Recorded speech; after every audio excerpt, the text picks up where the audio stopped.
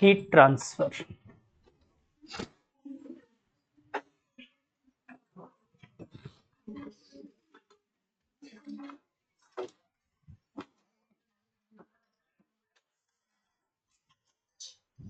Heat transfer. तो बेटा heat transfer के लिए देखो कई मीडियम्स होते हैं, जैसा कि आप लोगों को मैंने एक बार पहले भी डिस्कस किया हुआ है, कंडक्शन, कन्वेक्शन एंड रेडिएशन। हम एक एक दिन दो दो दिन करके एक एक टॉपिक को समझते चलेंगे। सबसे पहले समझेंगे कंडक्शन, ठीक है। तो बच्चों कंडक्शन के बारे में क्या समझते हो आप लोग? कंडक्शन के बारे में क्या समझते हो?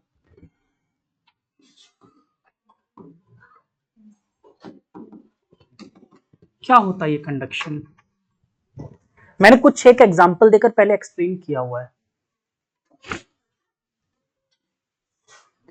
हाँ बच्चों, अरे कोशिश करो, मैं गलत सही की बात थोड़ी कर रहा हूँ।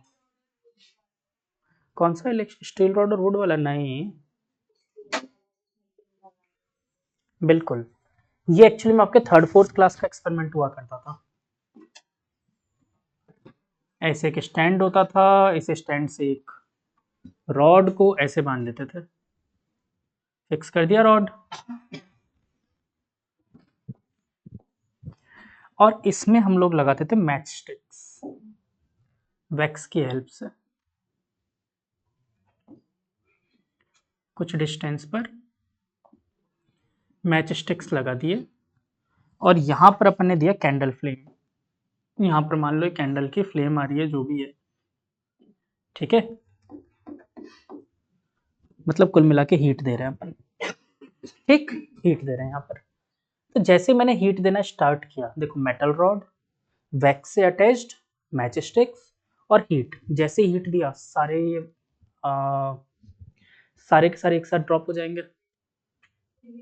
तो मतलब आपका कहना है कि एक एक करके इधर से, मतलब फर्स्ट ये गिरेगा, फिर सेकंड ये गिरेगा, थर्ड ये गिरेगा, फोर्थ ये गिरेगा, सब मानते हो? इसका मतलब जो हीट है वो धीरे धीरे फ्लो हो रहा है। मतलब हीट का नेचर कैसा है? फ्लोइंग। ये बात समझ में आई? चलो, अच्छा एक चीज बताओ, जैसे मैंने यहाँ पर फ्लेम दिया, क्या मुझे यहाँ पर इसको पकड़ना चाहिए? पकड़ने में कोई प्रॉब्लम नहीं है शुरू में, जैसे मैंने फ्लेम दिया, पर थोड़ी देर बाद क्यों? मतलब हीट उस तरफ ट्रांसफर हो रहा था जिस तरफ टेम्परेचर पहले कम था, यानी हीट का ट्रांसफर भी क्यों हो रहा है? टेम्परेचर डिफरेंस की वजह से। बोलो ये बात क्लियर हुई? पहला पॉइंट क्या बताया मैंने? हीट का ट्रांसफर हो रहा था, फ्लो हो रहा था। दूसरी बात मैंने बताई, टेम्परेचर डिफरेंस की वजह से फ्लो हो रहा था, ठीक है। अच्छा, क्या इसका कोई टाइम के साथ भी रिलेशन होगा? ऐसा होगा कि एक सेकंड में ही ये गर्म हो गया? नहीं होगा। मतलब एक टाइम के साथ साथ धीरे धीरे फ्लो हो रहा है, मतलब टाइम के साथ भी रिलेशन है इसका। तो ये कुछ फैक्टर्स आपको समझ में आ रहे हैं कॉमन सेंस से। लेंथ के डिपेंडेंट होगा क्या कोई? जितनी ज्यादा लेंथ होगी उतनी स्लो, मतलब उतनी लास्ट में मुझे मिलेगा, मतलब लेंथ के inversely proportional heat transfer. Area पे प्रोपोर्शनल है, इनवर्सली है? एरिया जितना ज्यादा होगा हीट ट्रांसफर उतनी आसानी से होगा, ठीक है। इसीलिए हम लोग ग्लास के शेप में पानी गर्म नहीं करते, भगोनी के शेप में पानी गर्म करते हैं, कि हीट इवनली मिले पूरे एरिया ऑफ क्रॉस सेक्शन में, ठीक है। समझ गए रीजन? तो यानी एरिया की भी डायरेक्टली प्रोपोर्शनल होता है। ये तो कुछ पॉइंट्स है जो आपको समझ में आ रहे हैं, पर मुद्दा ये है कि हीट का ट्रांसफर हुआ कैसे? क्या हीट कोई इंसान है जो इसके अंदर चल रहा है? तो फिर बिल्कुल, मैंने जैसा आपको लास्ट टाइम बताया था, हीट का ट्रांसफर हो कैसे रहा है? Due to vibration of molecules. मतलब समझो क्या हुआ, यहाँ के मॉलिक्यूल को जैसे ही एनर्जी मिली, ये वाइब्रेट करने लग गया सॉलिड स्टेट में। ये जैसे ही वाइब्रेट कर रहा है, इसके बगल वाले को क्या ये वाइब्रेट करवाएगा? मतलब वहां पर भी हीट आएगी। अब वो हीट अप हो गया, वाइब्रेशन जैसे हुआ उसके टेम्परेचर बढ़ेगा। वाइब्रेशन मतलब इंटरनल एनर्जी, याद है? Internal energy is the function of temperature only. तो देखो सबसे पहले तो टेम्परेचर चेंज से मैंने वाइब्रेशन बढ़ाया, देन वाइब्रेशन से टेम्परेचर चेंज हुआ। इस चीज को समझो, मैं डीप बता रहा हूं थोड़ा सा। सबसे पहले वाइब्रेशन, टेम्परेचर चेंज से वाइब्रेशन आया पहले मॉलिक्यूल में, सेकंड मॉलिक्यूल में वाइब्रेशन से टेम्परेचर चेंज हुआ, फिर इसने बगल वाले मॉलिक्यूल को भी वाइब्रेट करवाया, फिर इसने इसके बगल वाले को करवाया। इस तरीके से कंटिन्यू वाइब्रेशन आगे ट्रांसफर हो रहा था, कंटिन्यू ट्रांसफर हो रहा था, जिसको आपने समझा हीट ट्रांसफर हो रहा है। बोलो क्लियर हुआ? तो कंडक्शन किस फिनोमेना की वजह से होता है? Due to vibration in the molecules. ठीक है, और इसीलिए ये मोस्टली मुझे कहाँ देखने को मिलता है? ऑलमोस्ट सिर्फ और सिर्फ सॉलिड्स में। ठीक है, लिखवाऊं के डेफिनेशन वगैरह कुछ? श्रद्धा है तो लिख लो, वरना लिख लो। The transfer of heat taking place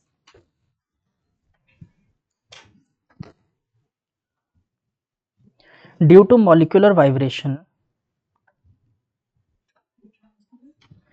transfer of heat taking place due to molecular vibrations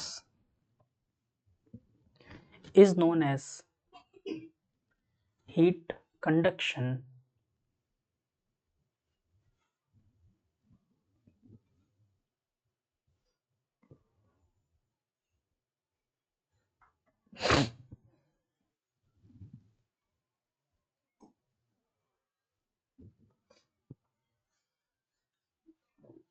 ठीक है, डन।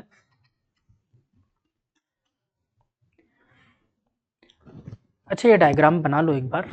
ठीक है, यहाँ पर टेम्परेचर की बताओ एक वैल्यू मेंशन कर दूं या T1 T2 T3 लिख दूं, चलेगा?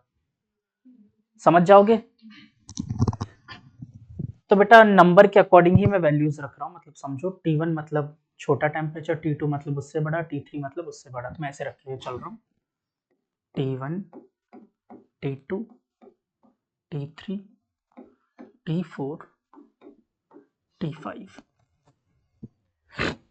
ठीक है, T5 सबसे ज्यादा है, T4 उससे कम है, T3 उससे भी कम है, T2 उससे भी कम, T1 उससे भी कम। हाँ बेटा, क्यों लेट हुए? बाद में बताओगे? मैं सोच रहा था समोसे लाने के चक्कर में लेट हो गए।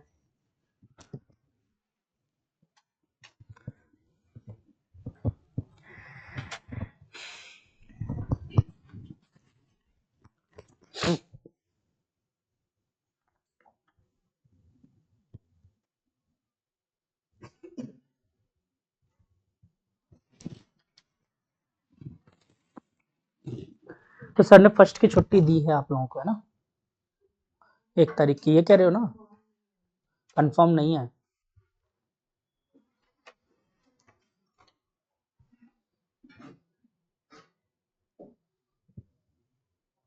कल की तो नहीं है छुट्टी? कल भी सेम तरीके से क्लास है ना? नहीं तो मेरी क्लास तो है ना कल।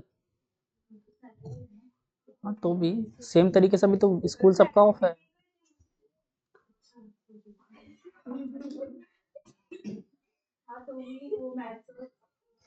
कितना अच्छा होता ना, सैटरडे संडे, फिर कल सैटरडे।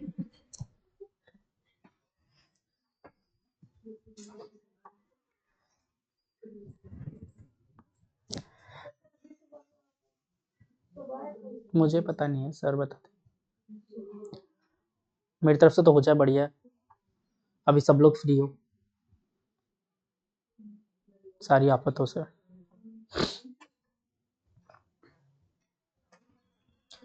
बना लिया डायग्राम?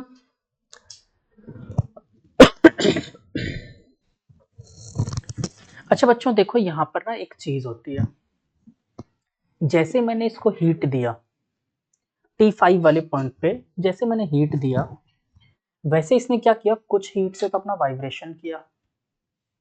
लेकिन बेटा एक चीज बताओ मुझे, 1 मिनट के लिए इस गिवन हीट को भूल जाओ। आप ऐसे समझो कि एक मॉलिक्यूल वाइब्रेट कर रहा था, ठीक है, इस एम्पलीट्यूड पे वाइब्रेट कर रहा है वो, और इसने इसके बगल वाले मॉलिक्यूल को वाइब्रेशन दिया। तो बेटा ऐसा नहीं होगा इसका वाइब्रेशन थोड़ा सा कम हो जाएगा? जैसे इसको वाइब्रेशन, क्योंकि एनर्जी बन थोड़ी रही है, ठीक है ना? अगर ये अपनी एनर्जी कुछ ना कुछ ट्रांसफर करे तो इसकी खुद की तो कुछ कम होगी। तो इसी चीज को जरा यहाँ पे फिनोमेना को लेकर आते हैं, इसको जैसे ही, क्योंकि मैं हीट सिर्फ इस मॉलिक्यूल को दे रहा हूँ, तो इस मॉलिक्यूल को जैसे ही हीट मिल रहा है तो मोस्टली हीट तो अपने पास रख ले रहा है, पर कुछ हीट आगे ट्रांसफर कर दे रहा है। ऐसा हो रहा है? समझ रहे मेरी बात, नहीं समझ रहे? तो मतलब जितना पूरा का पूरा हीट मिल रहा है, ऐसा नहीं है कि इसने एब्जॉर्ब कर लिया, कुछ ना कुछ इसके आगे ट्रांसफर कर दिया। फिर उसने क्या किया, उसके आगे ट्रांसफर कर दिया। अब मान लो ये एक ऐसा रॉड था बेटा, 1 मिनट के लिए मैं सपोज मान लो कि ये रॉड 200 डिग्री सेंटीग्रेड के बाद मेल्ट हो जाता, ठीक है, और इस पॉइंट का टेम्परेचर 200 पहुंच गया है, तब क्या होगा? नहीं होगा मेल्ट।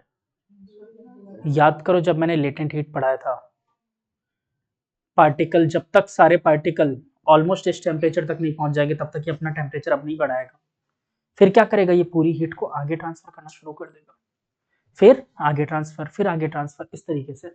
मतलब ये 100 के आगे अब ये खुद हीट नहीं लेगा, जिससे वाइब्रेट कर रहा है, आगे हीट को ट्रांसफर करना शुरू कर देगा। बात समझ आ रही है मेरी? तो ऐसा टाइम टेम्परेचर, ऐसा टाइम मतलब टेम्परेचर जिस वक्त आप ये समझो कि इसने खुद ने हीट टेम्परेचर चेंज करना बंद कर दिया, ऐसा स्टेट जिस वक्त इसने खुद ने टेम्परेचर लेना बंद कर दिया, क्या कर रहा है, कंप्लीटली हीट को आगे ट्रांसफर कर रहा है। समझ रहे हो? ऐसे स्टेट को बोलते हैं स्टेडी स्टेट।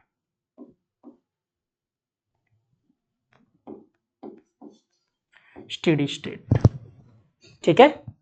समझ गए क्या कह रहा हूं मैं? ऐसा स्टेट जिस वक्त इसने खुद ने हीट लेना बंद कर दिया है, सिर्फ और सिर्फ क्या कर रहा है, हीट को आगे ट्रांसफर कर रहा है। मतलब अब इसका टेम्परेचर चेंज नहीं हो रहा है, खुद का टेम्परेचर चेंज नहीं हो रहा है, कंप्लीटली हीट को क्या कर रहा है, ट्रांसफर कर रहा है। मान लो इसका 200 पहुंच चुका है, 200 के बाद 201 नहीं होगा अब ये, बाकी ये हीट को आगे ट्रांसफर कर रहा है। समझ गए इस चीज को? मतलब एक ऐसा स्टेट जिस वक्त इसका ये एक्चुअली में थर्मल इक्विलिब्रियम पे पहुंच गया, आप एक तरीके से ये भी कह सकते हैं, या फिर सबसे बेटर वे में, मैंने 5 मिनट बाद आके देखा हीट चल रहा था कंटिन्यू, अभी 200 देख कर गया, मैं 5 मिनट बाद आकर देखता हूँ फिर से 200 ही है, 10 मिनट बाद आया तो भी 200 ही है। मतलब टाइम से इंडिपेंडेंट हो गया, अब उसका टाइम के रिस्पेक्ट में टेम्परेचर चेंज नहीं हो रहा। मतलब स्टेडी स्टेट को क्या बोला जा सकता है, dt by dt equal to 0। Time के साथ टेम्परेचर का कोई चेंज नहीं हो रहा। बोलो ये बात क्लियर हुई, हाँ कि ना? पक्का? एक दूसरा भी होता है वेरिएबल स्टेट, वेरिएबल स्टेट जिसमें टेम्परेचर चेंज हो रहा था, ठीक है, टाइम के साथ टेम्परेचर चेंज हो रहा था। मतलब मान लो 10 डिग्री से शुरू हुआ, 5 मिनट बाद आके देखा 160 पे पहुंच गया वो, ठीक है, टेम्परेचर चेंज हो रहा था। तो ऐसे को कहते हैं वेरिएबल स्टेट। वो हमारे सिलेबस में नहीं है, किस्मत अच्छी, ठीक है। सबसे आसान चीज कौन सी है, स्टेडी स्टेट। बात समझ आई, हाँ कि ना? मतलब हम लोग जितनी भी ऑब्जर्वेशन करेंगे वो स्टेडी स्टेट पे ही ऑब्जर्वेशन करेंगे, ठीक, जहां पर dt बाई dt क्या है, 0। हाँ गुड़िया, बेटा वो तुरंत नहीं मेल्ट हो जाता, यही चीज होती है। आप एक चीज सोचो कि जब अपन हीट दे रहे होते हैं ना इस वक्त, वो हीट को आगे कंटिन्यू ट्रांसफर कर रहा होता है। जैसे कि मैं आपको एक बात बताता हूँ, पानी को हमने बॉईल करना शुरू किया, इससे इसकी वजह पर पानी को समझो, ऑटोमेटिक क्लियर हो जाएगा। टेम्परेचर 60 पे था मान लेते हैं, 80, 100, अब वो 100 पे स्टेबल हो जाएगा। अब वो 100 से टेम्परेचर तब तक नहीं बढ़ेगा जब तक उसमें एक भी ड्रॉपलेट ऑफ वाटर है। अब कंटिन्यू वाटर वेपर में कन्वर्ट होता रहेगा, होता रहेगा, होता रहेगा, तब तक उसका टेम्परेचर कहाँ बना रहेगा, 100 पे। इसी वजह से आप प्रेशर कुकर यूज लेते हो, वहां पर आप क्या करते हो, प्रेशर बढ़ा देते हो, तो वाटर का बॉइलिंग पॉइंट लगभग 300 डिग्री सेंटीग्रेड पहुंचा देते हो आप। वाटर 300 से पहले बॉइल ही नहीं होता, तो इस वजह से क्या होता है कि उसके अंदर वाटर बॉइल ही नहीं हो रहा, मतलब ज्यादा हीट उसने अपने अंदर रख रखी, ज्यादा टेम्परेचर तक बढ़ गया, तो आपका खाना तुरंत कुक हो जाता है, ठीक है। ये रीजन होता है उसका भी, सेम यही कहानी है। अब ये क्या करेगा, कंटिन्यू हीट ट्रांसफर करेगा, जब तक एक्चुअली प्रैक्टिकल केस में थोड़ा सा जल्दी मेल्ट हो जाता है, बट आइडियल केस में तो मैं ये मानूंगा कि जब तक सबका टेम्परेचर बराबर ना आ गया ना, तब तक ये वेपराइज मेल्ट होना शुरू नहीं करेगा, ठीक है।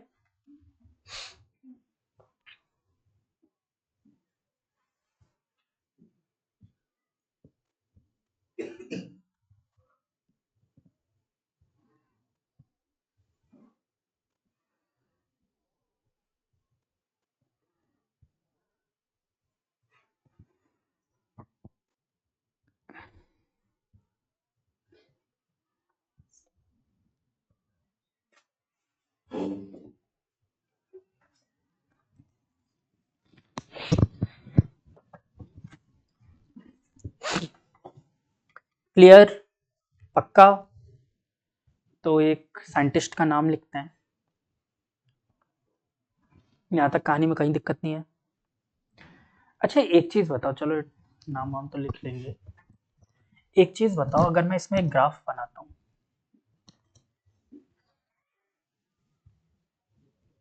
एक नहीं दो ग्राफ बनाता हूँ,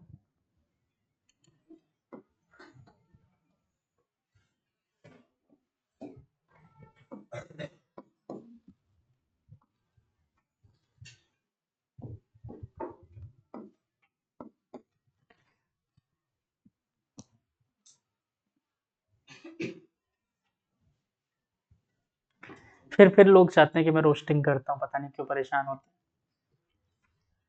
समझते नहीं हो। चलो, तो बच्चों अगर मैं पूछूं टेम्परेचर वर्सेस टाइम का ग्राफ, स्टेडी स्टेट की बात करो, मैंने कहा आपके सिलेबस में सिर्फ स्टेडी स्टेट है, कैसा होगा? कांस्टेंट लाइन, हो गया काम खत्म, ये रहा टेम्परेचर टाइम का ग्राफ। अब प्रॉब्लम है, x मतलब लेंथ, ठीक है, x मतलब लेंथ, तो मैं आपसे पूछता हूं बेटा, लेंथ का और टेम्परेचर का ग्राफ कैसा होगा?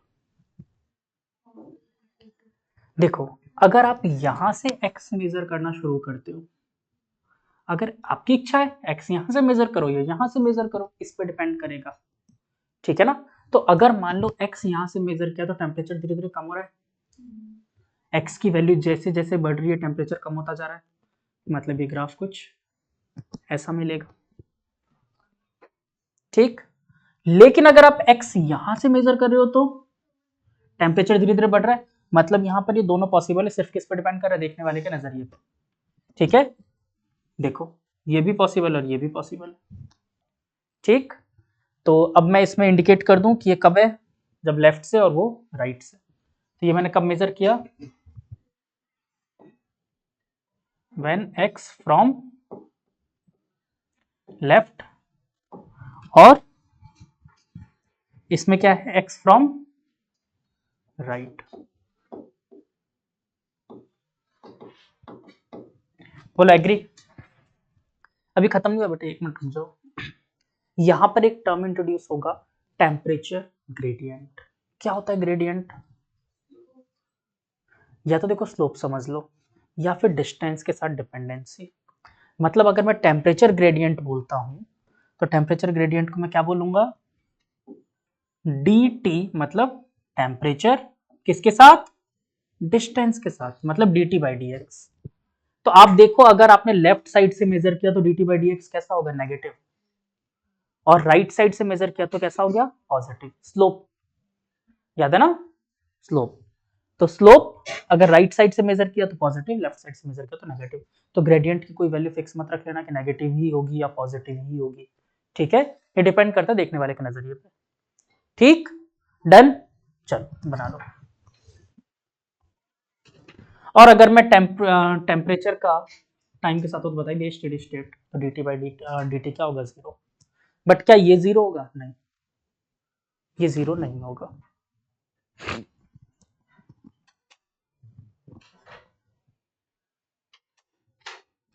ठीक है बैल।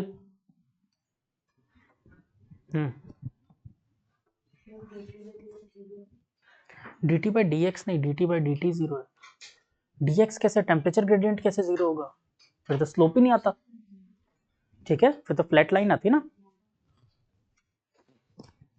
तो मैं यहाँ पर लिख भी देता हूँ, और पता है गजब की चीज बताऊँ, जेई ने क्वेश्चन पूछा था for steady state, d T by D T equal to zero, ठीक है। दूसरा पूछा था d T by d x equal to zero, ठीक है। ऐसे चार ऑप्शंस दिए थे, विच वन इज ट्रू, ठीक है। उसमें ये वाला, मतलब अगर एक दे रखा था नॉट इक्वल टू जीरो, तो ये वाला सही था, ये क्वेश्चन पूछा जाए ना। एक्चुअली में इसमें शायद नॉट इक्वल टू जीरो ऐसा कुछ दिया था, मुझे ध्यान नहीं, मतलब चारों में से बस ये वाला ऑप्शन सही था, मुझे याद है, मतलब इसी के चार ऑप्शन बनाए थे, ठीक है। वो फिर दिमाग लगा के बना देता हूँ मैं सेट, तो ऐसा डायरेक्ट क्वेश्चन भी आ जाता है इनका, ठीक।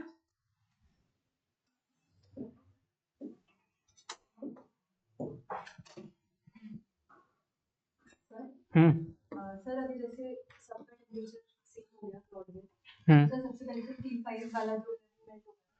नहीं बेटा, फिर उसके बाद मेल्ट होने की सिचुएशन तो सबसे पहले अगर मैं बोलूँ ना, तो अगर आइडियल केस की बात करूँ तब तो हम ये मानेंगे कि पूरा मेल्टिंग के केस में आने लग गया। ठीक है, पूरा मेल्टिंग के केस में आने लग गया। बट इन रियलिटी आप ये कह सकते हो कि हाँ, सबसे पहले अगर मेल्टिंग का केस में देखूँ तो यहाँ से शुरू होगा T1 से, क्योंकि हीट कंटिन्यू तो इसको मिल रही है ना। जैसे अब हीट ट्रांसफर बंद हो गया, अब क्या करेगा, ये हीट को फेज चेंज करने में काम लेगा। तो सबसे पहले तो T1 सॉरी मैं देख लूँ सबसे इधर कौन सा फायर के पास में, हाँ T5 मेल्ट होगा।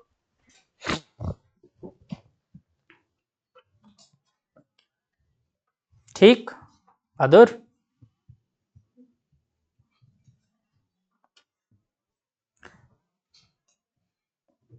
तो मैं सबके नाम भूलते जा रहा हूँ, क्या क्या नाम रखे थे मैंने। तारा सिंह,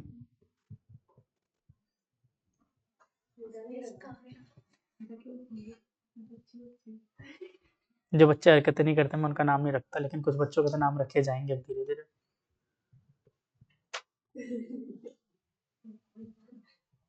चलो बाद में देखते हैं। ठीक है, डन। ग्राफ हटा दूं, समझ गया ग्राफ की कहानी। चलो, अच्छा टॉपिक इंटरेस्टिंग लग रहा है, बोरिंग लग रहा है? अच्छा है ना? नहीं, इंटरेस्टिंग टॉपिक, ऐसा कुछ नहीं है, कोई बहुत गंदा टॉपिक भी नहीं है।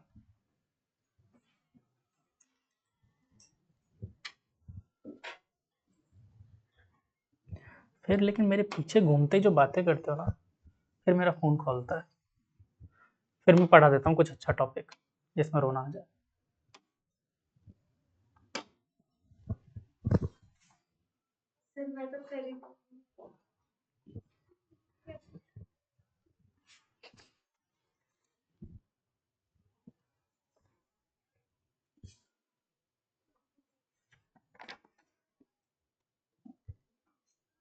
इसका चलो, तो बेटा कंडक्शन के बारे में जो सबसे ज्यादा किसी साइंटिस्ट ने रिसर्च की ना, उनका नाम था किरचॉफ। ये किरचॉफ वही है जो 12th में तुमने पढ़ा है, और आप सब 12th में पढ़ोगे इनके बारे में। ठीक है, करंट के बारे में, रेजिस्टेंस के बारे में इनकी बहुत अच्छी खासी डिस्कवरी है। ठीक है, करंट रेजिस्टेंस के बारे में। तो एक्चुअली में जो अपन पढ़ने वाले ना अभी, यहाँ पर भी इन्होंने एक वर्ड यूज किया था, हीट करंट, और उसी के बारे में सब कुछ डिराइव करके बताया। ठीक है, तो अब जरा देखो, मैंने आपको बताया था कि हीट किस किस चीज पर डिपेंड कर रहा था। अगर मैं बात करूं हीट का ट्रांसफर क्यों अगर हो रहा हो, अब आप इसको ऐसे मत समझना कि मैंने आप फायर ऐसे दिया, आप समझना कि heat perpendicular to the surface ऐसे आ रही है। ठीक है, तो मैं ये चीज हटा दूं अब। तो अब आप ये समझना परपेंडिकुलर हीट आ रही है सरफेस के। ठीक है, तो किस किस चीज पे डिपेंड कर रही थी? लेंथ पे इनवर्सली प्रोपोर्शनल थी। सबसे पहले तो एक एक प्रोपोर्शनल वाली चीजें देखते हैं।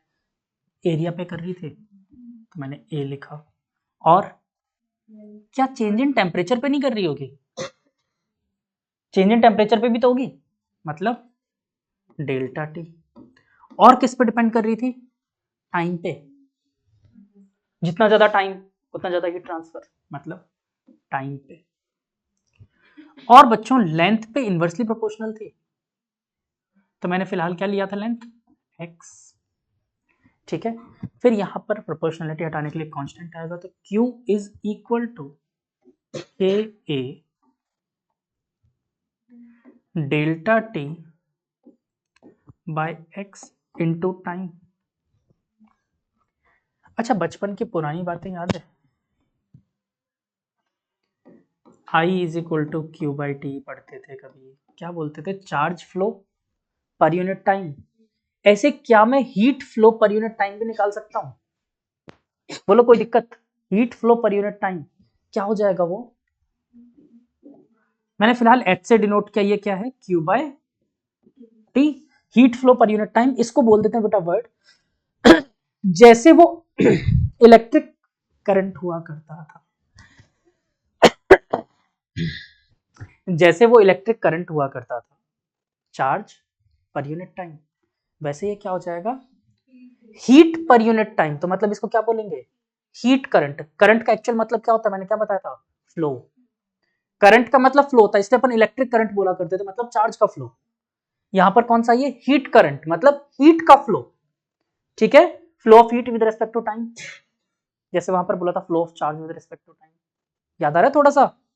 तो ये क्या हो जाएगा, हीट करंट, और क्या फॉर्मूला बना बेटा इसका, के A delta T by x, और अगर आप ज्यादा समझदार हो तो आप इसी टर्म को ऐसे भी याद कर सकते हो, के A D T by D x, ठीक है। इस फॉर्मूले को बोलते हैं किरचॉफ्स लॉ, ये किरचॉफ्स लॉ है, किरचॉफ्स लॉ ऑफ हीटिंग बोल सकते हो, ठीक है। एक और चीज, ये के क्या है, वैसे इसको एक नाम देते हैं क्या, थर्मल कंडक्टिविटी, ठीक है, ये है थर्मल कंडक्टिविटी। और बेटा मैं यहाँ पर आपको ना एक छोटा सा चेंज करके इसको याद करवाना चाहता हूँ, अगर कर सकते हो तो चलो 2 मिनट बात करते हैं। लिखो इतना, क्या बेटा, बेटा एक्चुअली में पर यूनिट चेंज लेंथ, अगर मैं छोटे से लेंथ, इस स्मॉल लेंथ dx के बारे में बात करूँ, एक छोटा सा क्रॉस सेक्शन काट कर, तो यहाँ पर टेम्परेचर चेंज T1 T2, मतलब dt टेम्परेचर चेंज, और डिस्टेंस क्या है dx, तो इसलिए dx आ गया, ठीक है, छोटे से चेंज के लिए, क्योंकि टाइम इधर डिवाइड में भेज दिया, हीट करंट निकाल रहे हैं ना।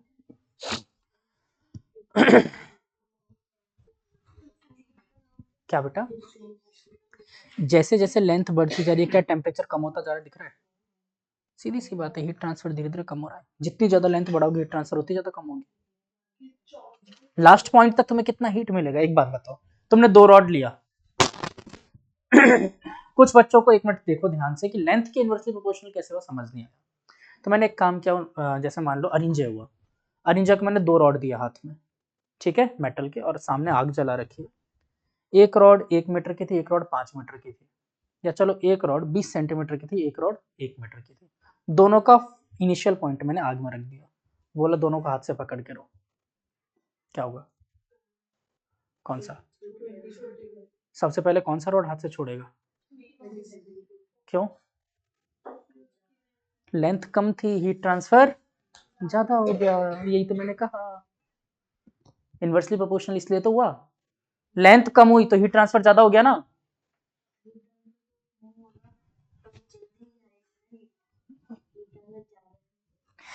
यार हीट का मतलब क्या होता है एक्चुअली में, याद करो क्या होता है, एनर्जी का ट्रांसफर, तो यार लेंथ कम रखने से एनर्जी का ट्रांसफर जल्दी हो गया, जल्दी हो गया मतलब अब वो ज्यादा हीट ट्रांसफर करता रहेगा सेम टाइम तक, अगर दोनों को मैं ऑब्जर्व करता हूँ तो ये बहुत ज्यादा हीट ट्रांसफर कर चुका होगा, वो तो अभी तक इंटरनल मॉलिक्यूल्स को गर्म करने में लगा हुआ है, समझ गए बड़ा वाला, इसलिए हीट ट्रांसफर की रेट बढ़ा दी ना उसने, समझ गए इस चीज को, क्लियर पक्का, बस तुम्हारा डाउट सही है, तुम जो जेन्युइनली सोच रहे हो बिल्कुल सही बात है, लेकिन यहाँ पर कुछ कहानी थोड़ी सी आगे की बढ़ गई है, ठीक है।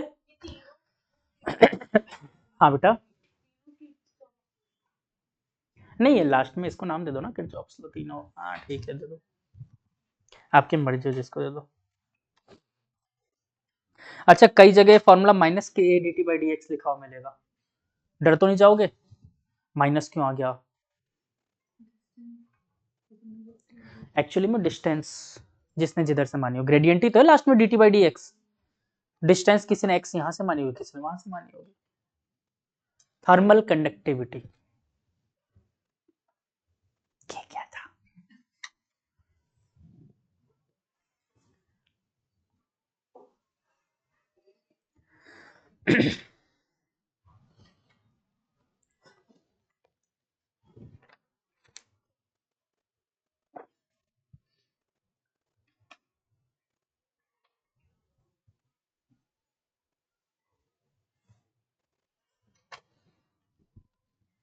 तो मैं मान के चलो सबको रेजिस्टेंस वाला टॉपिक याद है अच्छे से, 10th वाला, किसकी, किरचॉफ्स की, K I R C H O double F ऐसा कुछ होता है, मेरे को भी ध्यान नहीं, C H Kirchhoff's, C H O double F करके होता है, तुम्हें ध्यान है, हाँ बोलो, हाँ तो पूरा बोल दो एक बार, हाँ K I R C H O double F Kirchhoff, इसको हिंदी में किरखॉफ बोलते हैं, किरखॉफ, हिंदी वाली एनसीईआरटी ना, उसने किरखौफ लिखा हुआ है इसको, खौफ आया इसके नाम से। ये बड़ा अच्छा टॉपिक है, ध्यान रखना है किरचॉफ्स लॉ है ये भी, ठीक है ना। लोगों को नाम ही नहीं पता होता, किरचॉफ्स लॉ पूछ लेगा तो फिर फंस जाओगे कि 12th वाला याद आएगा बार बार, क्योंकि 12th में ये टॉपिक अच्छा खासा 3-4 दिन दे के पढ़ोगे करंट में, Kirchhoff's law, first law second law ऐसे करके। चलो एक बार मैं अगर हो तो थोड़ा सा आप लोगों को नहीं यार टाइम खत्म हो जाएगा मेरा, कितने बजे तक क्लास है अपनी? 11:25 कहाँ है, खूब टाइम है। फिर तुम्हें थोड़ा सा 10th याद करवा देता हूँ। अच्छा ओम्स लॉ, मैं ज्यादा माथा नहीं लगाता, सिंपल बता देता हूँ, क्या पढ़ते थे, मैं फॉर्मूले की बात कर रहा हूँ, V इक्वल टू IR,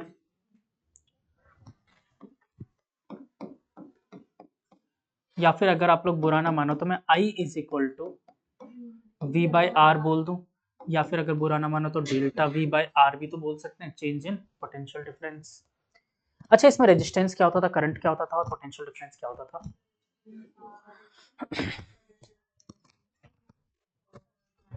मैं एक्चुअल मीनिंग पूछना चाह रहा हूँ, मैंने क्या एग्जांपल से याद करवाया था, नहीं मैंने एक एग्जांपल से याद करवाया था, वो एग्जांपल थोड़ा सा दिमाग में रखो। खिड़की से किसी बच्चे को बाहर फेंकने वाले हैं, मान लो अरिचित को खिड़की से मैं बाहर फेंकना चाहता हूँ, ठीक है, तो सबसे पहले एक एक करके सबका नंबर आ रहा है, तो अरिचित खिड़की में फंसा दिया अपन ने, ठीक है, और अरिंजय गैस को धक्का मारा, पहला केस, ठीक है, फिर धैर्य का नंबर आया, फिर इसका अनुज का नंबर आया, फिर सारांश का नंबर आया, फिर मेरा नंबर आया, ठीक है। अब एक एक करके ऑब्जर्व करते हैं सब में क्या होगा। अरिंजय ने कोशिश की, हो सकता है उसकी गर्दन बाहर गई लेकिन कोई खास फर्क नहीं पड़ा, ऐसे करके एक एक बच्चा आगे आता गया और उसने थोड़ा थोड़ा किया, फिर मेरा नंबर आया, ठीक है, फिर क्या हुआ, ये पूरी तरीके से बाहर। अब जरा इसको करंट और पोटेंशियल डिफरेंस से लिंक करते हैं। देखो जो लोग इसको पुश करने में हेल्प कर रहे थे वो कौन था, पोटेंशियल डिफरेंस। पोटेंशियल डिफरेंस जितना ज्यादा उतना ज्यादा रिचित बाहर पुश हुआ, जो पुश हो रहा था वो क्या था, करंट। करंट को ही तो पुश करने की कोशिश कर रहा था, कौन कर रहा था, पोटेंशियल डिफरेंस, लेकिन रोक कौन रहा था, खिड़की, दैट इज रेजिस्टेंस। तीनों क्लियर हो गए, जो पुश करने में हेल्प कर रहा था वो पोटेंशियल डिफरेंस, जो पुश हो रहा था वो करंट, और जो रोक रहा था वो रेजिस्टेंस। तीनों क्लियर है। सेम इसी चीज को यहां समझने की कोशिश करें एक बार, 1 मिनट के लिए भूल जाना ये कि हीट की बात कर रहा हूं मैं, या चलो हीट ही समझ लो, मैं क्या डरता हूं, हीट ही समझ लेते हैं, ठीक है। यहां पर ये हीट का ट्रांसफर क्यों हुआ था, टेम्परेचर डिफरेंस की वजह से। वहां पर क्यों हो रहा था करंट का ट्रांसफर, पोटेंशियल डिफरेंस की वजह से। मतलब टेम्परेचर की जगह तो कौन आने वाला है यहाँ पर, सॉरी पोटेंशियल की जगह कौन आएगा, temperature difference delta T. Current की जगह पर क्या आएगा, Q by T, heat current. तो मैंने लिखा equal to Q by T, that is heat.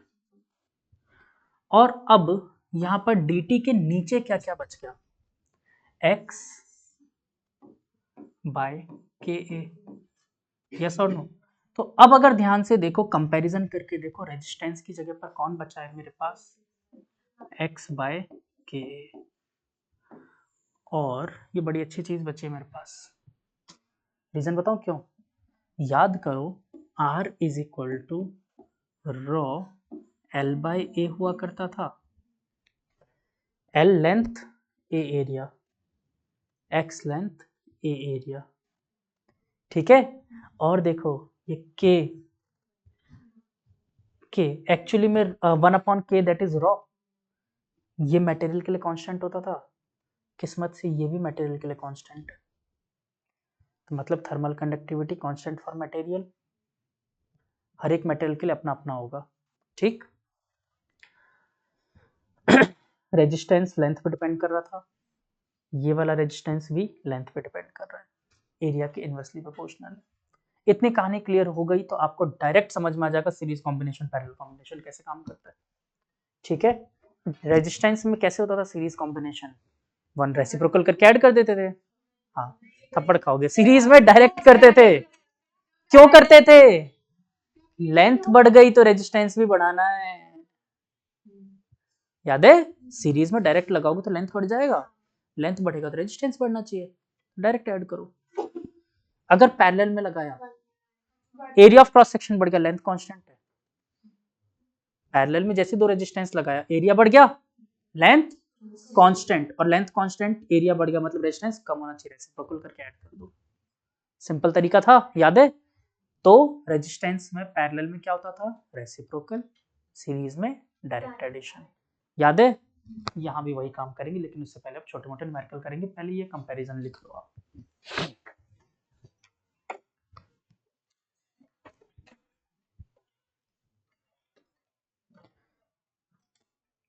अब सीरीज पैरेलल कॉम्बिनेशन करते हैं, कहानी खत्म करते हैं।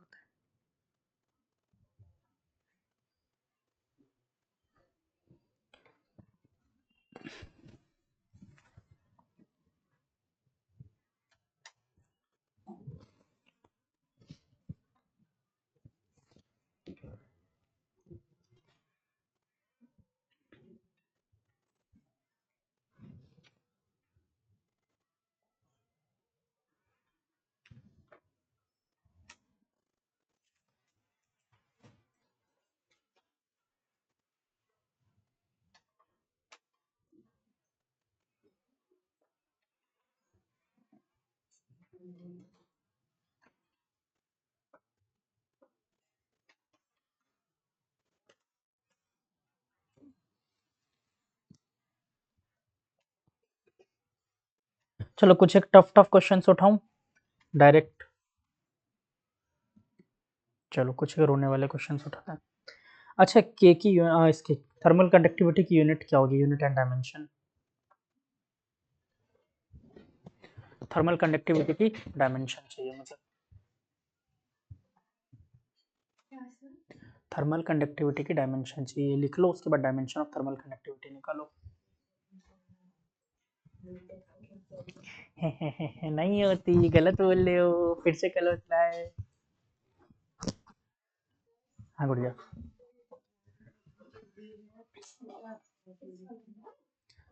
बेटा मैंने सिर्फ आपको रिमाइंड करवाया है, ये रेजिस्टेंस के बराबर ही हरकत करने वाला है।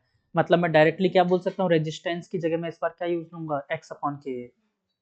अब अगर मान लो दो को सीरीज में लगा दिया तो डायरेक्ट ऐड करना होता था, तो x1 अपॉन के ए वन प्लस x2 अपॉन के ए टू, डायरेक्ट इक्विवेलेंट निकालना होगा मुझे। अगर आप लोगों को सर्किट वाले क्वेश्चन सॉल्व करने में दिक्कतें नहीं आई तो इसके क्वेश्चन में कहीं दिक्कत नहीं आएगी।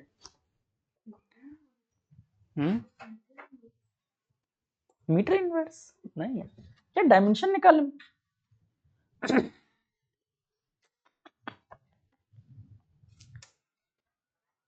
पानी बोतल भर के लाओ, सबके हाथ में चुल्लू भर दे दो। तुम लोग उस के की डायमेंशन नहीं निकल रही?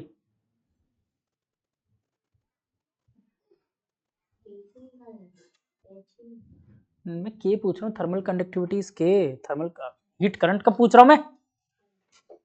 एच की तो क्यों निकालोगे? What is the unit of power? What he तो है वो।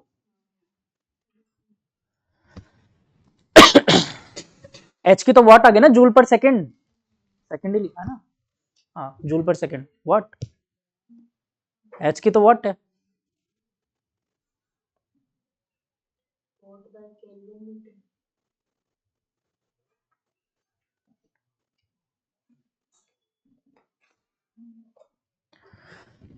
चलो मैं निकाल रहा हूँ, नालायक हो गए सारे। ये लिख लिया, ये हटा दूं? हम लोग क्या डायमेंशन नहीं निकाल रहे, फिर ऐसे में गुस्सा आ जाता है।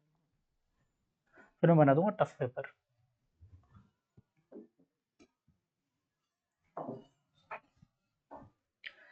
देखो यहीं से डायरेक्ट निकालो ना, के की डायमेंशन निकालनी है, इसके लिए हीट के लिए क्या लेते हैं? Joule per second. यहां से एरिया आया मीटर स्क्वायर, टेम्परेचर भी नीचे आया केल्विन, और ये एक्स ऊपर गया क्या? मीटर। एक मीटर से एक मीटर गुजर गया, क्या बचा? Joule per second metre kelvin, या फिर अगर थोड़ा सा और अच्छे से याद हो तो joule per second is known as watt. तो वाट पर मीटर केल्विन। ठीक है, ये कौन सी यूनिट हो गई? SI unit. सीजीएस में लिखनी हो तो सीजीएस यूनिट बताओ क्या होगा सीजीएस यूनिट? बेटा व्हाट सीजीएस यूनिट नहीं होती, अर्ग होती है सीजीएस यूनिट। अर्ग होती है।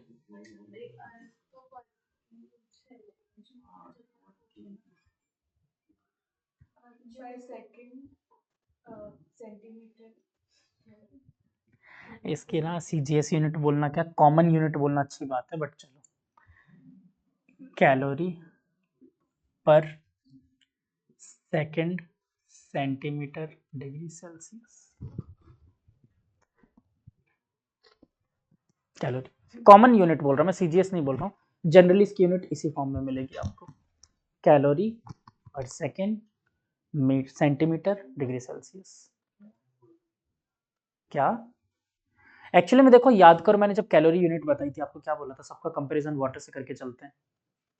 याद है जब ये चैप्टर बनाया गया था, जिस टाइम की डिस्कवरी थी, तो वाटर के हिसाब से लिया था। तो उसी के इसको लेटेंट हीट ऑफ वेपराइजेशन को specific heat, sorry calorie assume किया अपन ने, वो वही तो 1 कैलोरी के बराबर था, याद है ना? तो इसलिए उसके अकॉर्डिंग बनाया गया था। अच्छा एक बात और, ये क्वेश्चन भी जे ने पूछा हुआ है, इसकी यूनिट, इस चैप्टर से ऐसे ही बकवास क्वेश्चंस भी आता है, यूनिट पूछिए इसके, ये कॉमन यूनिट। तो नीट वाले भी रट लेना, जे के पुराने क्वेश्चन चिपकाते हैं।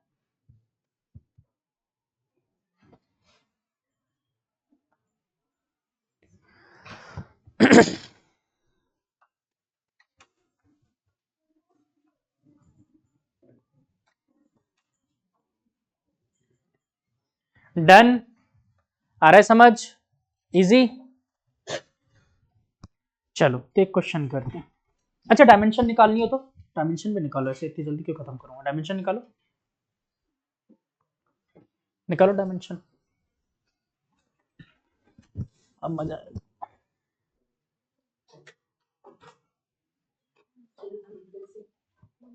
डायमेंशन चाहिए मुझे तो, के की डायमेंशन चाहिए।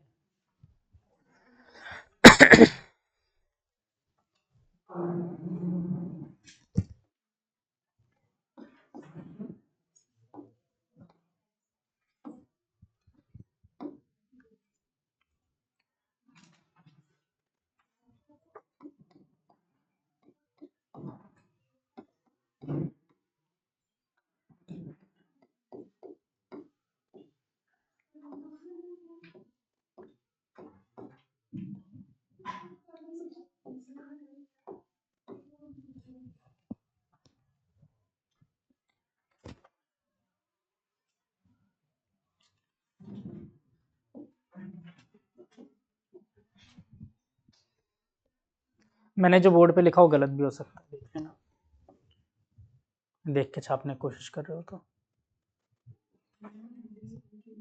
1 आ रही है, फिर 1 पहुंच गए, सेम आ रही है। नहीं सेम अगर खुद निकाल के आ रही है तो अच्छी बात है, देख के सेम आ रही है तो गलत बात है। हाँ फिर ठीक है, कुछ बच्चे सिर्फ बोर्ड की तरफ देख देख के छाप रहे हैं,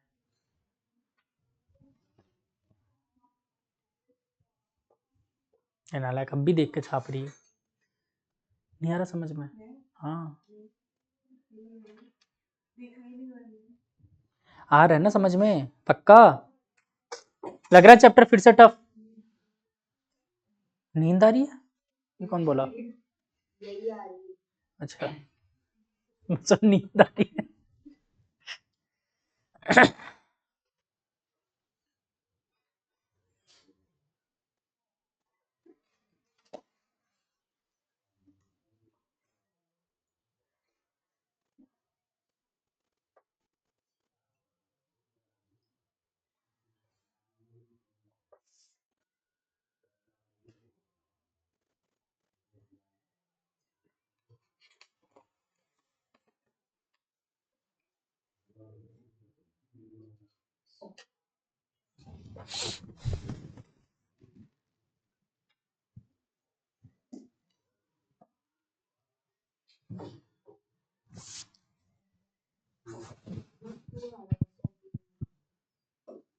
टेम्परेचर में,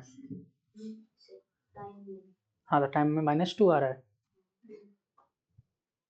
कैसे? फोर्स की डायमेंशन क्या रखिए, क्या work done force upon time, क्या होता है work done, force into displacement, force की डायमेंशन मीटर,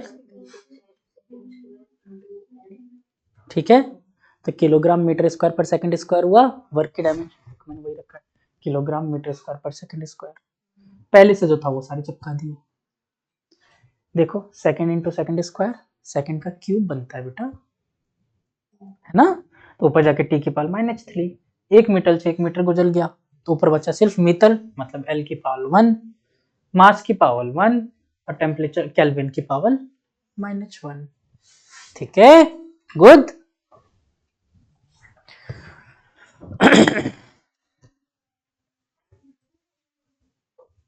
आई होप आ रहा होगा, ठीक है, चलो थोड़े से न्यूमेरिकल्स की तरफ चलते हैं, पहले इसके पहले सेक्शन पे, फिर आगे कल कॉम्बिनेशन वाला करेंगे पार्ट इसमें, अगर आज हो गया तो आज ही करवा दूंगा,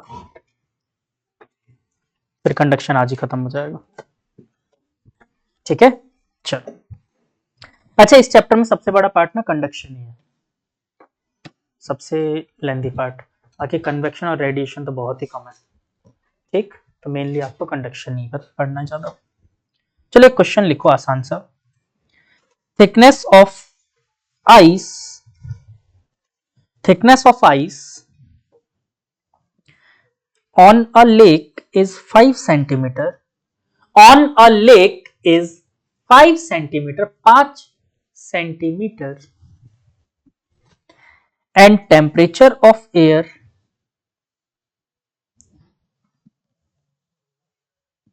is -20 degree Celsius, -20 degree Celsius, -20. If the rate of cooling of water,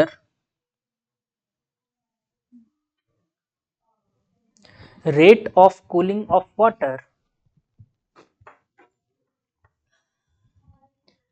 is 20,000 calorie per minute,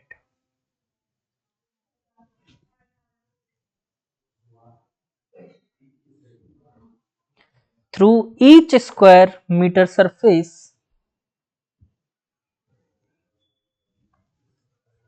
through each meter squared surface, find thermal conductivity of ice. चलो ट्राई मारो,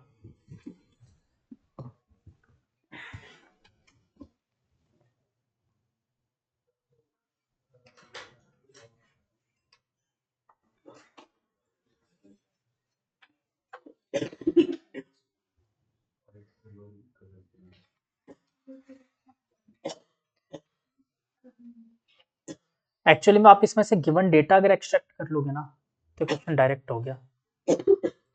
देखो क्या क्या दे रखा है आपको, ध्यान से देखो, थिकनेस दे रखी है, ठीक है निकाल लो, वो लिखते जाओ, जो जो चीज दिख रही है वो निकालते जाओ। क्या टेम्परेचर चेंज गिवन है?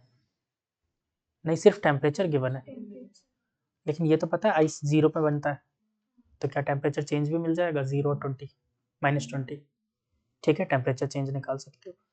क्या आपको Q बाई टी गिवन है, हीट करंट, देखो कैलोरी पर मिनट यूनिट है, Q बाई टी भी गिवन है, तो Q बाई टी पता है, X पता है, अच्छा एरिया दे रखा है क्या, हाँ 1 स्क्वायर मीटर बोला इसने, देखो पर मीटर स्क्वायर बोला हुआ है ना, एरिया भी गिवन है आपको, तो सिर्फ K तो पूछा है। Put all the values, get answer and enjoy.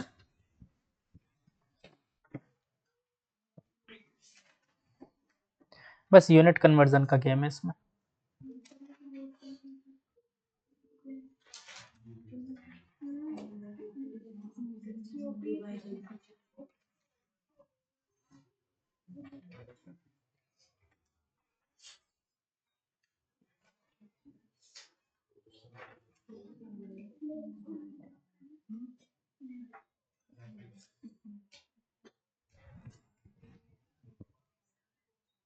हाँ बिल्कुल बेटा, सब एसआई यूनिट में चाहिए। नहीं, सब एसआई में कन्वर्ट करो, इनफैक्ट वो भी कन्वर्ट करो कैलोरी पर मिनट जो है। कैलोरी को जूल में कैसे कन्वर्ट करते हैं? 4.2 से मल्टीप्लाई करके, ठीक है, हो जाएगा। और मिनट में है वो नीचे, तो उसको सेकंड में कन्वर्ट करना है। बस यूनिट कन्वर्जन का गेम है इसमें, और कुछ नहीं इस क्वेश्चन में।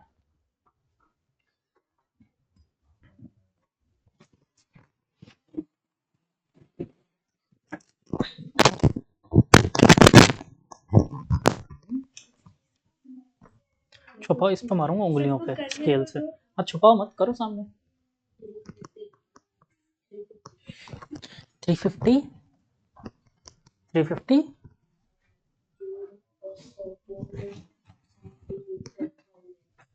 सेंटीमीटर केल्विन, मीटर केल्विन यार, सेंटीमीटर कहाँ ले लिया तुमने यूनिट? उसको कन्वर्ट करो मीटर में, ठीक है। कितना आंसर बता रहे हो तुम? नहीं तो उसको सबको एसआई में रखो। देखो सेल्सियस और केल्विन से इसमें फर्क नहीं पड़ेगा, इसलिए नहीं पड़ेगा कि चेंज है, दोनों बराबर आएंगे। बाकी सब तो कन्वर्ट करना पड़ेगा तुम्हें। 3.5 आ रहा है यार, 35 ही आ रहा है तुम्हारा भी। 3.5 आ रहा है। 10 टू द पावर बेटा माइनस, देखो तुम्हें सेंटीमीटर की बने, कितने सेंटीमीटर था? 5 सेंटीमीटर, मतलब 0.05 मीटर होगा वो, तो 0.05 मीटर रखोगे ना। तो नहीं रखना है ना, ऐसा यूनिट में रखना है, ये तो मैं समझा रहा हूँ।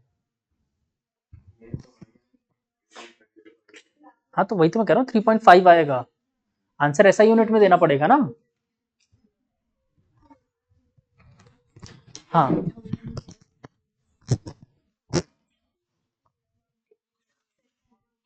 सबसे पहले क्या, Q को आपने क्या जूल पर जूल पर सेकंड सेकंड में कन्वर्ट किया, Q/T, वो जो H जो गिवन है।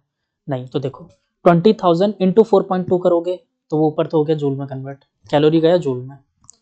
अब मिनट को करना है सेकंड में, तो 60 से डिवाइड करो। सबसे पहले इसको कन्वर्ट करो, H निकालो कितना, वो देख लो जो भी आ रहा हो, मेरे को आइडिया नहीं है क्या। नहीं बेटा 3.5 आ रहा है, 3.5। तो पहले तो ये कन्वर्ट करो, फिर एक एक करके डेटा लिखते जाओ। x कितना दे रखा है आपको? 0.05 मीटर में, सब एसआई में कन्वर्ट होने चाहिए। टेम्परेचर चेंज कितना दे रखा है? डेल्टा टी ना। तो देखो जीरो से टेम्परेचर चेंज पूछ रहा हूं, तो जीरो से -20 तक जाना था, जीरो माइनस माइनस का 20, दैट इज 20, ठीक है। तो वो कितना आ गया? 20 आ गया। नहीं जरूरत नहीं है, टेम्परेचर चेंज चाहे केल्विन में निकालो चाहे सेंटीग्रेड में, बराबर आते हैं, ठीक है, तो वो कोई दिक्कत नहीं है। तो ये मिल गया, टेम्परेचर चेंज भी मिल गया, और क्या रह रहा है? dt मिल गया, डेल्टा टी मिल गया, x मिल गया, Q/T मिल गया। हाँ मिल तो गया, k निकाल लो बस, put all the values, k निकालो। वेव ऑप्टिक्स कल पढ़ रहे हो तो क्यों नहीं पढ़ाऊंगा, आज नहीं कल। हाँ क्यों, स्कूल हो गया स्कूल का?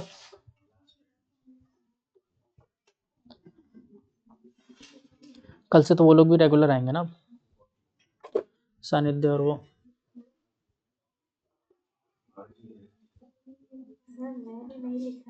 तो क्या हो गया, मैं क्रिएटिविटी देखता हूँ, क्या क्रिएटिविटी कर रखी है। करो करो जल्दी करो, क्वेश्चन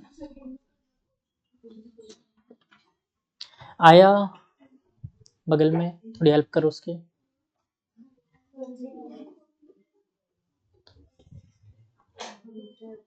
कोई बच्चा ऐसा जिसका अभी भी नहीं आया तरुश्री के अलावा?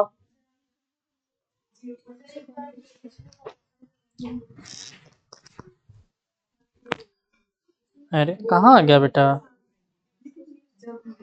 -350 बेटा, डेल्टा टी नहीं निकाला आपने, सीधे देखो -20 रख दिया, मैं ये तो समझा रहा हूँ। चलो मैं सॉल्व कर रहा हूँ, इधर देखो, पर मैं तो सॉल्व करके मानूंगा ना। चलो देखो, देखो आपको सबसे पहले Q/, अरे इधर देख लो, अब Q/T की वैल्यू गिवन थी 20,000 कैलोरी पर मिनट। मुझे इस यूनिट पसंद ही नहीं, मुझे तो सही में चाहिए सब कुछ। ठीक है, तो ये बताओ कैलोरी में कैसे कन्वर्ट होता है, कैलोरी से जूल में कैसे कन्वर्ट होता है, 4.2 से मल्टीप्लाई करके। और मिनट सेकंड में कैसे कन्वर्ट होता है, 60 से, मतलब 60 कर देना है 1 मिनट का, 60 सेकंड। यूनिट बन गई जूल पर सेकंड। देखो जीलो से जीलो गुजर गया, 8 जाना, 0.7, एक जीरो और काट दो, यहां से पॉइंट हटा दिया, और 7 2 जा 15, 00 जूल पर सेकंड। बोलो क्यू बाई टी मिल गया। चलो ये पहला काम। और देखो क्या क्या डेटा दे रखा है मुझे दे रखा है एक्स कितना, 0.05 मीटर, सेंटीमीटर में गिवन था, मैंने मीटर में कन्वर्ट किया। कैसे करते हैं, मल्टीप्लाई बाय 100 करते हैं, 1000 सेंटीमीटर को मीटर में कैसे करते हैं, 100 से डिवाइड करते हैं। और दे रखा है मुझे टेम्परेचर चेंज। देखो 0 से माइनस माइनस का 20, दैट इज 20। या तो आप केल्विन लिखो या डिग्री सेल्सियस, बात बराबर है, क्योंकि चेंज में कभी कोई फर्क नहीं पड़ता, चाहे केल्विन में निकालो चाहे सेल्सियस में निकालो। ठीक है, तो मैं केल्विन लिख दो, कोई आपत्ति? ठीक है, टेम्परेचर चेंज हमेशा केल्विन सेंटीग्रेड में बराबर आता है। डेल्टा टी मिल गया। अच्छा एरिया कितना दे रखा है, पर मीटर स्क्वायर, मतलब ये तो पहले ही बोल दिया 1 मीटर स्क्वायर। अब हम लोग एक फॉर्मूला जानते थे, Q by T is equal to K A delta T by x. मुझे K निकालना था, तो क्या मैं लिख सकता हूं, K is equal to Q by T, ये ऊपर चला गया बन गया x, और नीचे आ गई ये दोनों a delta T. Put all the values, get answer and enjoy. Values रखें सारी, देखो Q बाई टी कितना है मेरे पास, Q by T is 1400, x की value 0.05, T Q by T तो पूरी रखी थी मैंने, एरिया की वैल्यू 1 और चेंज इन टेम्परेचर 20। जीलो 6 जीलो गुजल गया, 2 6 ये गया 70 टाइम्स, एक जीरो इधर भेज दो, 3.5 3.5, और यूनिट क्या बन गए बच्चों, वॉट पर मीटर केल्विन। ठीक है, चाहो तो joule per second metre kelvin लिख सकते हो। ठीक है, यूनिट लिखने की मैं हमेशा बोलता हूँ आदत डालो, डायमेंशन ऑटोमेटिकली क्लियर होने लग जाएंगे। हमेशा 3.5 आ गया, चल 3.5 क्या चप्पल जूते, नींबू मिर्ची क्या, ते ध्यान रखा करो। एक और बकवास सा क्वेश्चन, रेडी?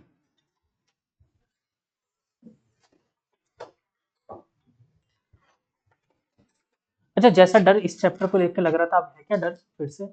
राजंश और कार्तिक कहाँ गए?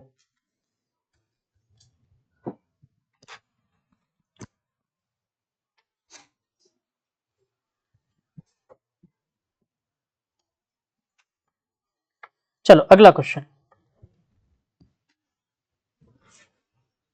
One end of a copper rod, one end of a copper rod of length 1 meter and area 4 into 10 to the power minus 4, 4 into 10 to the power minus 4 meter square is maintained at 100 degrees Celsius.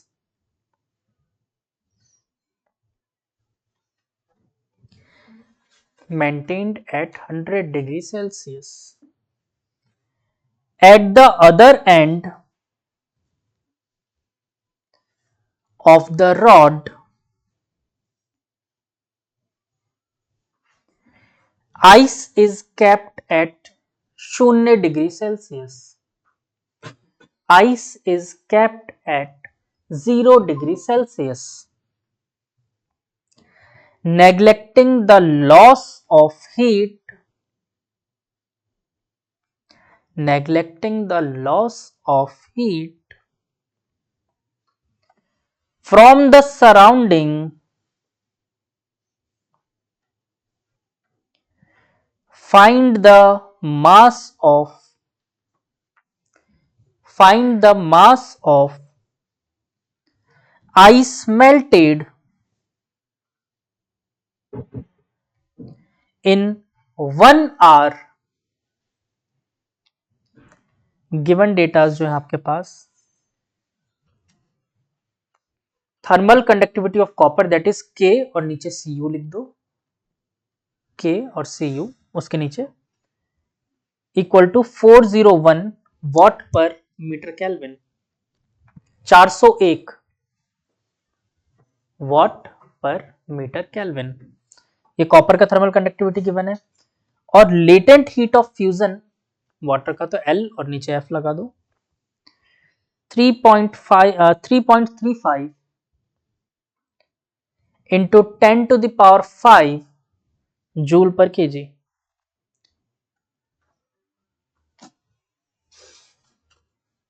बहुत ही वाहियात question है।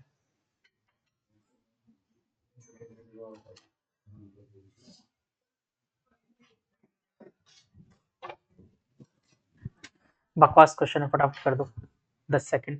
अच्छा बस ये ध्यान रखना, इसमें Q की जगह क्या रख देना, याद करो लेटेंट हीट क्या लिखते थे, क्या था फॉर्मूला लेटेंट हीट का, बस चिपका देना, ठीक है। Q की जगह ml, बस हो गया क्वेश्चन। बस डेटा एक्सट्रैक्ट करो सारे, और इस बार किस्मत अच्छी, सारे ऐसा यूनिट में गिवन है डेटा, एरिया तक कन्वर्ट करके दिया।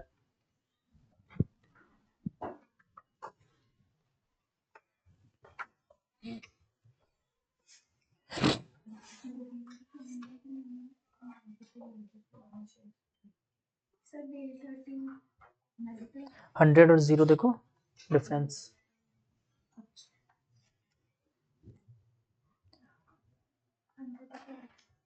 100 आ रहा है ना, डायरेक्ट खत्म कहानी।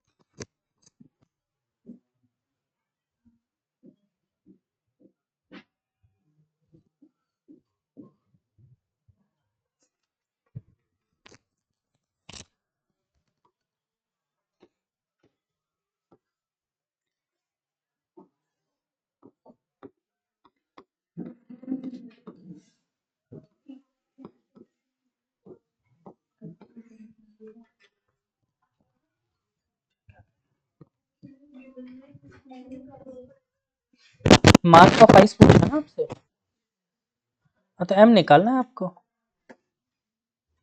ठीक है। बाकी सब डेटा तो गिवन ही है ना आपको, ठीक। क्या डेटा कितना दे रखा बता सकते हो, k की वैल्यू 401, एरिया दे रखा था आपको 4 into 10 to the power -4, temperature change 100 upon latent heat of fusion दिया था 3.35 इंटू 10 टू द पावर 5 था ना, कितना था 9, 5 गिवन था, 10 टू द पावर 5। और कुछ, हाँ टाइम दे रखा है 1 आवर, दैट इज 3600 सेकेंड। मैं इधर क्यों कर रहा हूँ टाइम यार, एक मिनट, ये मैंने लेटेंट ऑफ फ्यूजन पुट किया, यहाँ पर टाइम इधर आएगा ना, 3600 सेकेंड। सॉल्व कर लो, ये देखो आंसर फटाफट निकालो।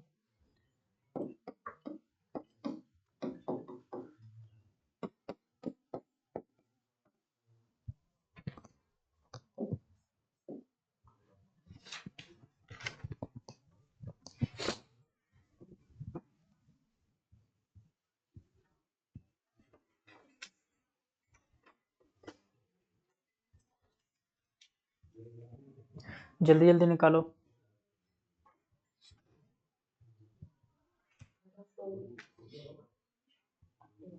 कुछ ना कुछ डेटा यार इधर उधर रख दिया होगा तुमने।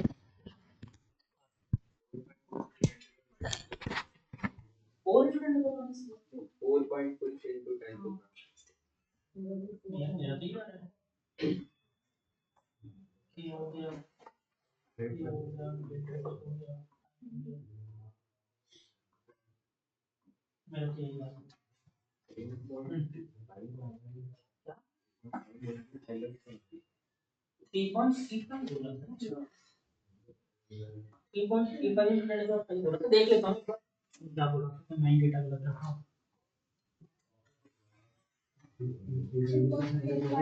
हाँ बेटा 3.35 नहीं था, 3.35 नहीं था। हाँ ये डेटा मेरा सही है, 172 ग्राम है। क्या तुम लोगों ने डेटा सही रखा है सारे? तो सर आज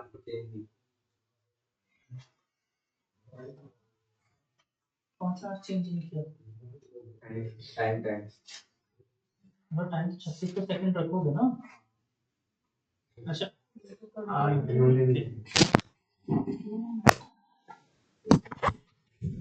फिर भी 4 आ रहा है, देख लो। फिर मेरे को पूरा कैलकुलेशन करूंगा, फिर पिटाई करूंगा। चल कर ही देते हैं। थोड़ा सा अप्रोक्सीमेशन ले रहा हूं मैं, ठीक है? वैसे आप लोग चाहो तो मत लेना। देखो 1 2 3 4 4 से 4 खत्म, ठीक है? 4 जीरो 4 जीरो गए। इसको लगभग 400 मान लेता हूँ। 401 400 क्या फर्क पड़ जाएगा, ठीक है? तो 400 1600 1600 इंटू 36 ऊपर बचा, डिवाइडेड बाय 3.35 इंटू 10⁵ मैं इसको 10⁴ कर देता हूँ और इसको 33.5, चलो रहने दो, छोड़ो। यही बचा, 2 जीरो से ये गया 3 बार, तो ये बचा मेरे पास 1000 को तो नीचे रहने देता हूँ। 16 इंटू 36 बाय 3.35। वो नीचे मैंने 1000 को अलग से रख दिया। ये सॉल्व करके फिर से देखो, मेरा तो आ रहा है 172। तुम लोग देख लो अपना क्या मतलब, इसको पॉइंट पॉइंट हटा सकते हो? हाँ कर लो। और नहीं इतना थोड़ी होता है जंक्शन था, 3.35 को 4 कर दो, यही आ रहा है ना?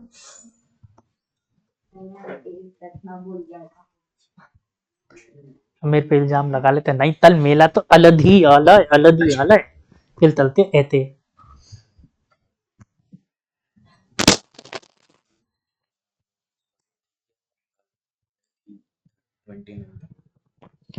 कल तो संडे था ना?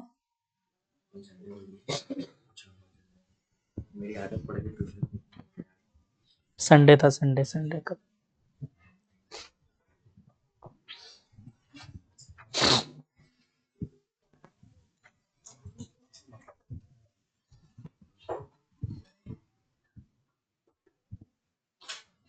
हो गया, एक और क्वेश्चन दूं? नो सर, अभी टाइम है। हाँ आगे क्वेश्चन दे रहा हूं, लिखो एक और क्वेश्चन आसान सा। ये क्वेश्चन होमवर्क के लिए देता हूँ, चलो अगला, ठीक है? अरे इसमें कैलकुलेशन बची है बेटा, कर लेना कैलकुलेशन। फिजिक्स ये बताते एमएल बताते खत्म हो गई थी, ये था फिजिक्स बस इसमें, ठीक है? बाकी अगर कोई प्रॉब्लम है तो मैं आलोक सर से बात कर लेता हूँ। हाँ आ गया आंसर, तुरंत आ गया होगा। मैंने तो बहुत अच्छा बता रखा है कि अरे सर को मैं ये आइडिया देता हूँ ना, 1 तारीख को बैठ के यहाँ पर सरफेस एरिया एंड वॉल्यूम करो तुम लोग, एक दिन। हाँ 172, इट्स नॉट 170। अरे वो गलत आ गया था थोड़ा सा, दोनों ही आ गए, चलो कोई बात नहीं, इट्स 172। ठीक है। अरे मैंने अप्रोक्सीमेशन लिए, मैंने बुक का आंसर बता दिया आपको, इतना आ रहा है, घर जाके कर लेना। ठीक है। हाँ लिखो, an iron boiler, boiler boiler cooker, ठीक है। एन आयरन बॉयलर, बड़े स्केल पे जब होता है ना कुकर, तो उसे बॉयलर कहते हैं। सुना होगा आपने बॉयलर, आपके पापा के वहां काम आता है खूब। Boiler is 1 centimetre thick. पता है उस डिपार्टमेंट में काम करना कितना मुश्किल है। जो लेबर क्लास होता है ना, उनकी जिंदगी बहुत मुश्किल होती है। छोटी छोटी सी मिस्टेक कहाँ कितनी भारी पड़ जाएगी पता भी नहीं चलेगा। एक एक्सीडेंट बता रहा हूँ, उसमें क्या होता है कि आयरन के सरिये जो होता है ना, उनको मशीन में डालना होता है। और हाँ, आयरन के सरिये वगैरह को, और मशीन हाइड्रोलिक प्रेस की तरह काम करती है, तो उसको प्रेस करके प्लेन बेल्ट में कन्वर्ट कर देती है। तो लेबर ने बाय मिस्टेक बात करते करते अपना जो भी था वो डाल रहा था, हाथ गया उसमें, उसका पापड़ बन गया लेबर का, तुरंत इंस्टेंट। इतनी पावरफुल मशीन होती है वो तो खींच गया पूरी मशीन, ले गया उसको अंदर लेबर को। ऐसे ऐसे बहुत सारे इंसिडेंट होते हैं। जो मैकेनिकल ऑपरेटर्स होते हैं ना, उनके लिए स्ट्रिक्टली बैन होता है। आपने मेरे को एक नोटिस किया होगा, हमेशा मैं स्लीव्स फोल्ड रखता हूँ हाथ के। जनरली अगर मैं शर्ट पहनता हूँ हमेशा स्लीव्स फोल्ड रखता हूँ। ये हम लोग की हैबिट डलवाई जाती है। अगर मैकेनिकल इंजीनियरिंग करते हो कंपलसरी है, आप कभी भी स्लीव फोल्ड करके ही काम करोगे। रीजन क्या है कि हम लोग मशीन हैवी ऑपरेटिंग मशीन्स पे काम करते हैं, लैथ मशीन, मिलिंग मशीन, ये सब तो छोटी मोटी चीजें बता रहा हूँ। मशीन्स की यही पावर होती है। अगर गलती से स्लीव फोल्ड नहीं, किसी उसमें फंस गया, गए अंदर। टाई लगाना अलाउड नहीं है हम लोगों को हमेशा, टाई नहीं लगा सकते। आईडी कार्ड वगैरह सब जो पहनते हैं ना, ये सब मना होता है, बिल्कुल बिल्कुल नहीं पहन सकते। कुछ भी फंस गया मशीन में तो गए। तो ये सब पहले हटा दो। रिंग वगैरह पहनना और ये सब चीज बिल्कुल अलाउड नहीं होती।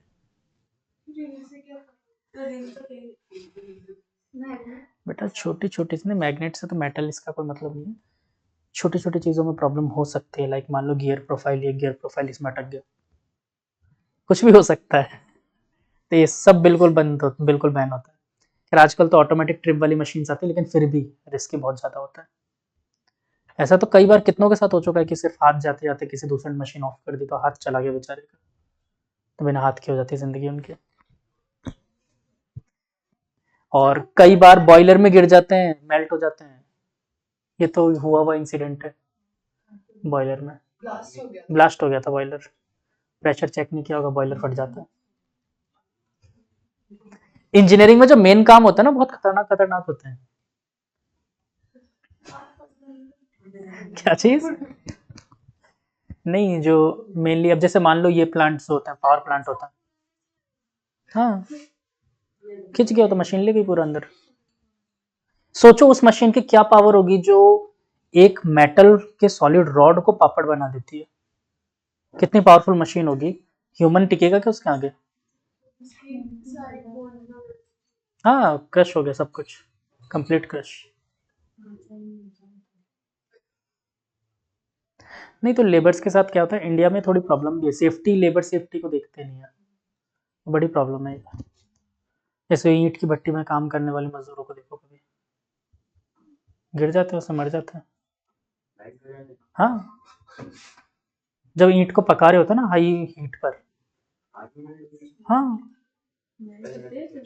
टेम्परेचर कितना ज्यादा, सोचो मिट्टी को उसने उसकी प्रोफाइल चेंज करनी शुरू कर दी, इतना ज्यादा टेम्परेचर होता है उसमें। बहुत रिस्की काम होता है। कैसे मरते हुए किसी को? हाँ, मेरी क्लासमेट ही थी, उसके फादर को उनका सिर नहीं मिला था। अब चलो आप लोगों को भी नहीं बताऊंगा, एक्सीडेंट देखा था उनका मैंने। ये वाला फाटक है ना, महेश नगर फाटक, तो हम लोग 10th क्लास में थे तब की बात है। सब फाटक पे खड़े हैं, तो उसके फादर के हाथ से उनका डॉग छूट के और पटरी पे भागने लग गया, और वो उसको पकड़ने के लिए चले गए। वो तो कूद गया उधर, ये निकल गए ट्रेन के आगे आके, तो उनका सिर गायब हो गया। बहुत बेकार इंसिडेंट्स मतलब होते हैं, ऐसे ऐसे मैंने कई एक्सीडेंट्स देखे हैं। डेंजर क्या रेलवे क्या करेगा इसमें, ट्रेन का ड्राइवर थोड़ी ब्रेक मार सकता है। आपकी गलती है, उसने तो फाटक लगा रखा है कि आप फिर भी कूद गए उसके आगे, तो आपकी गलती है ना। उसने पहले सोचो 15 मिनट पहले इंडिकेट कर देता है वो आपको, फाटक बंद करके वो ट्रेन आने वाली, तुम दूर हो जाओ, फिर भी नहीं समझ रहे आप। उसके बाद भी ट्रेन इतनी दूर से हॉर्न बजाते हुए आती है, मानो ही नहीं, जिद जिद पे अड़े हो कि नहीं हम तो जाएंगे, तो फिर जाओ। तो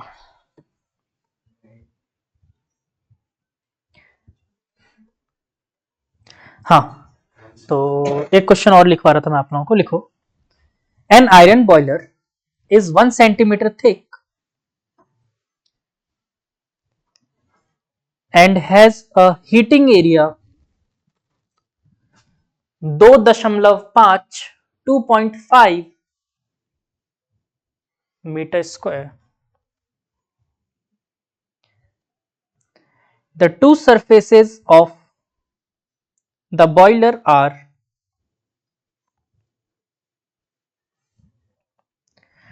230 230 degree Celsius and 100 degree Celsius other side respectively.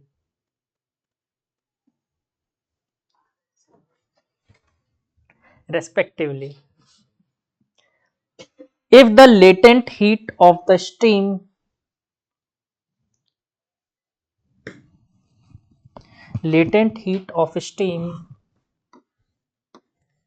is 540 kilocalorie per kg. 540 kilocalorie per kg. And thermal conductivity of iron, K और उसके नीचे Fe लिख सकते हो चाहो तो. Thermal conductivity of iron is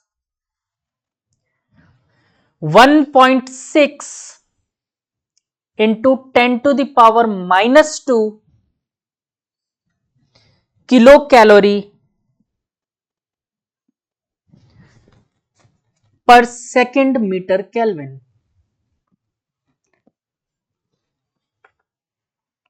Then how much water will be evaporated into steam per minute?